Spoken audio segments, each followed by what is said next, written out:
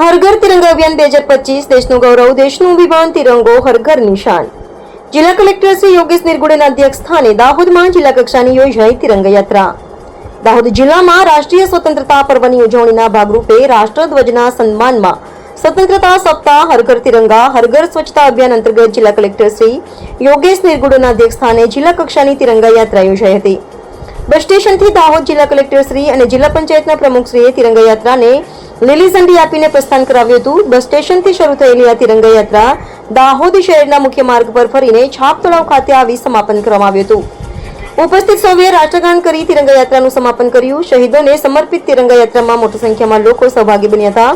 રાષ્ટ્રના વીર સપૂતોના અમર બલિદાનને વંદન કર્યું હતું. આ તિરંગા યાત્રામાં જિલ્લા વિકાસ અધિકારી શ્રી સ્મિત તલોઢા, જિલ્લા પોલીસ અધિક્ષક શ્રી રાજદીપસિંહ ઝાલા, પરિયોજના વહીવટદાર શ્રી દેવેન્દ્ર મીના, જિલ્લા પંચાયત પ્રમુખ શ્રી કરણસિંહ ડામોર, અધિક નિવાસી કલેક્ટર દાહોદ, ધારાસભ્ય શ્રી કનૈયાલાલ કેશવરી સહિત દાહોદ જિલ્લા વહીવટીતંત્રના વિવિધ વિભાગના અધિકારીઓ અને કર્મચારીઓ તેમજ દાહોદના શહેરીજનો, પોલીસ વિભાગના અધિકારીઓ, કર્મચારીઓ, વિદ્યાર્થીઓ તિરંગા યાત્રામાં જોડાયા હતા. રિપોર્ટર યોગેશ દરજી. સ્વતંત્રતા પર્વની ઉજવણીના ભાગરૂપે આજે દાહોદ જિલ્લામાં જિલ્લા વહીવટી તંત્ર દ્વારા જે હર ઘર તિરંગા અભિયાન અંતર્ગત તિરંગા યાત્રાનું આજ આયોજન કરવામાં આવ્યું હતું.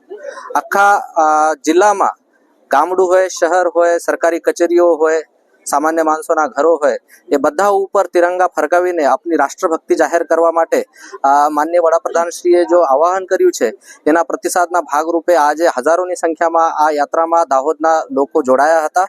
અને આગલા 3 દિવસમાં પણ હું દાહોદની જનતાને વિનંતી કરું છું કે આપના ઘર ઉપર તિરંગા લહેરાવે, એની સાથે સેલ્ફી પણ લે અને એ આપના જો પોર્ટલ તૈયાર કરવામાં આવ્યું છે એના ઉપર અપલોડ પણ કરે.